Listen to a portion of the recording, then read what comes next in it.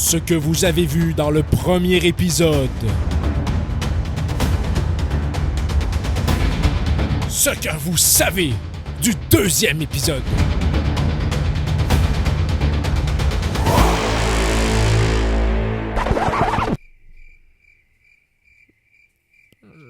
Ouais.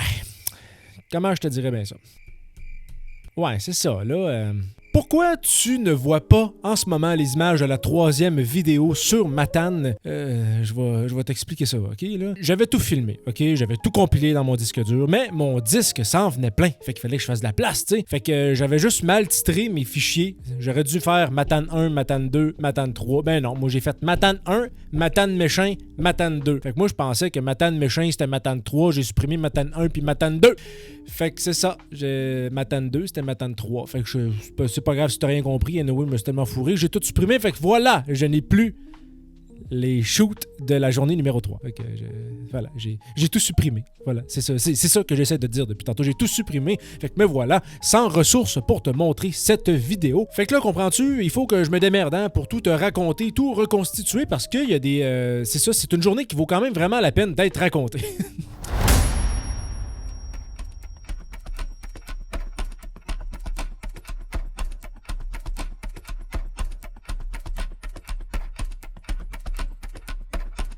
Fait que pour commencer, je vais te mettre en contexte. Encore une fois, c'est une belle journée. Une belle journée, vraiment, il fait beau, il fait super beau. Puis il y a un vent de fou, mais plus que d'habitude. C'est vraiment le plus gros vent de mes 3 journées à Matane. Là, en ce moment, il est supposé d'être 6 heures du matin, environ. Puis là, je le sais que le surveillant du parking va venir me voir pour me dire de sacrer mon camp parce que l'heure de rentrer au travail des employés arrive bientôt. Fait qu'il va falloir que je torse ma roulotte pour laisser de la place. Fait que comme par hasard, j'ai trouvé, malencontreusement, une place de disponible dans l'espace de roulotte.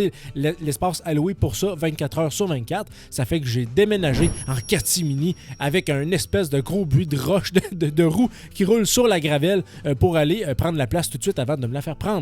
Parce que oui, c'était les vacances de la construction, il y avait beaucoup de monde, ce qui peut-être justifie l'absence de glace, de cubes de glace concassés dans les dépanneurs et les épiceries. Ça, c'est une petite note à moi-même si vous n'avez pas vu la dernière vidéo. Puis rendu là, ma journée commence exactement comme les 2 dernières. J'allume mon rond de poêle, je me fais du café instantané, je me fais des œufs puis des saucisses. Puis là, mon but ultime cette journée-là, c'était de pêcher la marée montante au bout des colonnes de roche à la sortie de la marina. Je l'avais fait la première vidéo, j'étais en fin de marée montante, même en marée descendante. J'avais pas eu de résultat. Personne avait pris de touche cette journée-là. Fait que moi, je voulais me réessayer avec ce que je croyais être les conditions les plus favorables pour la pêche au maquereau. Tu sais, là, il était encore pas mal tôt. Ça fait que là, tout bonnement, le voisin, mon tout nouveau voisin de droite est venu me voir et il m'a dit « Hey, tu prépares ton stock de pêche? » Parce que là, oui, je suis en train de préparer tout mon stock pour être prêt à l'avance. Cette personne-là me dit « Va juste avant le pont, au bout de la marina, il y a des gens qui pêchent à la ligne morte pour essayer de prendre de la truite de mer puis du bord rayé. »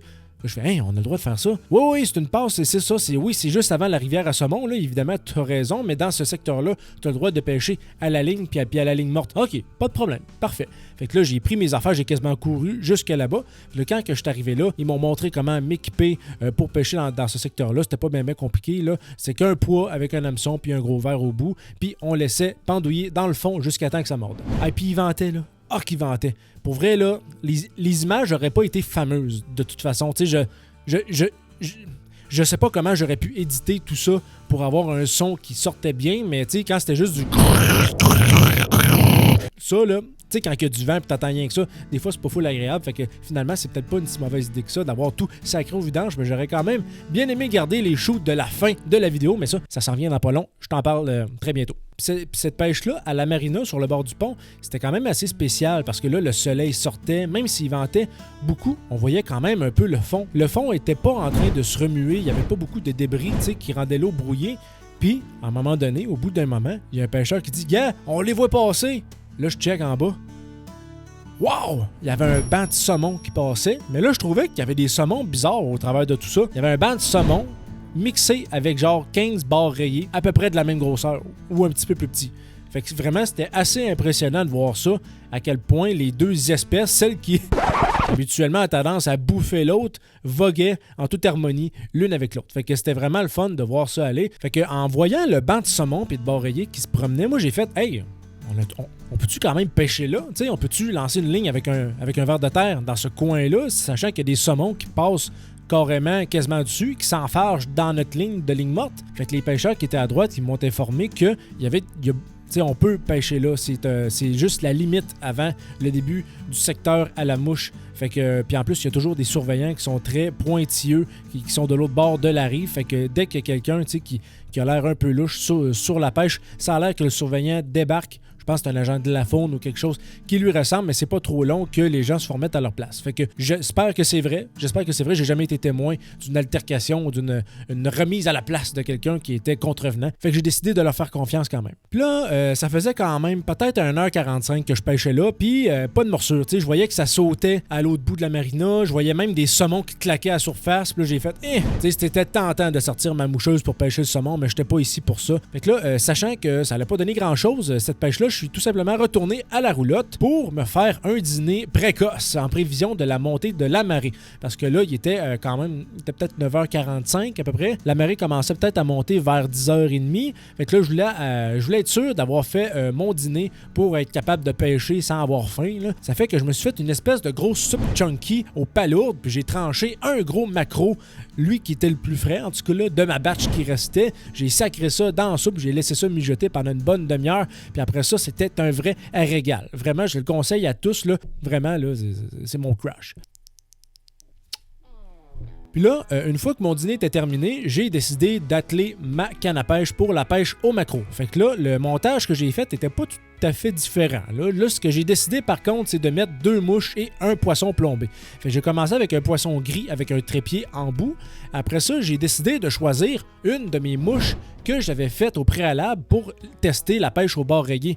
Tu sais, c'est une mouche avec une taille qui ressemble aux mouches qu'on prend souvent dans des kits déjà faits pour le maquereau. Fait que c'était une mouche blanche avec des plumes roses, avec un flash. Tu sais, c'était très brillant, très pâle et très rose. Fait que si c'était pour attirer le poisson, je pense que ça allait le faire. J'étais curieux de découvrir ça. Puis j'avais trouvé aussi à Méchin, la veille, j'avais trouvé des plumes, un restant d'attelage de pêche au maquereau dans une échelle que je suis allé récupérer in extremis. Là. Fait que j'ai récupéré tout ce qui était bon. Puis je trouvais que c'était une bonne idée d'essayer cette mouche-là. Fait que j'ai mis un poisson plombé, une mouche à moi et une mouche trouvée. Fait que là, mon attelage était fait, puis je suis parti après ça pour la marée montante au bout des roches. Puis là, si tu pensais que le vent était fort en début de journée, quand la marée s'est mise à monter, là, c'était ça tout le long. OK, là, j'avais même fait un test. J'avais filmé juste avant au quai de métal. J'avais filmé 30 secondes, puis j'avais essayé de me réécouter. Puis j'entendais juste genre... T'sais, ça ressemblait à ça. T'sais. Fait que j'ai fait, tout bad, je veux les images au moins. T'sais. Fait que là... Je peux pas croire que j'ai supprimé ça. Puis là, à cause du vent, justement, il fallait que je prenne mon temps dans les roches parce que c'était facile de perdre pied. Là, ça faisait peut-être 30-40 minutes que la marée avait commencé à monter. Puis là, déjà, les vagues, tu sais, se lancent, se déchaînent sur la rive. Tu sais, les gros rochers en berge, là, ça fait des splashs partout avec du gros vent. Là, c'est sûr que les conditions étaient difficiles. Tu sais, j'ai rarement eu du succès dans les conditions de grand vent avec des énormes vagues. J'ai dû lancer à peu près 10 à 15 lancers, là, tu sais, de manière erratique pour faire croire aux prédateurs que la proie est blessée. Puis là, à un moment donné, clac! Je reste comme coincé dans le fond. Puis ça se met à tirer. OK, ça se met à fucking tirer. J'avais quelque chose au bout de la ligne. Ça se débattait. J'avais quelque chose, OK? Là, le vent a quasiment fait bugger ma caméra, OK? Là, j'étais en train de gueuler, genre, j'ai quelque chose! J'ai quelque chose! Il y avait du vent là-dessus, fait que si je fais un mix, ça fait j'ai quelque chose! J'ai quelque chose! Vraiment, j'étais en train de me débattre, puis là, il fallait que je gère mes pieds, parce que là, les vagues donnaient des grands splashs sur les rochers, fait que ça faisait revoler l'eau pas loin de mes pieds, fait que j'étais à risque de glisser.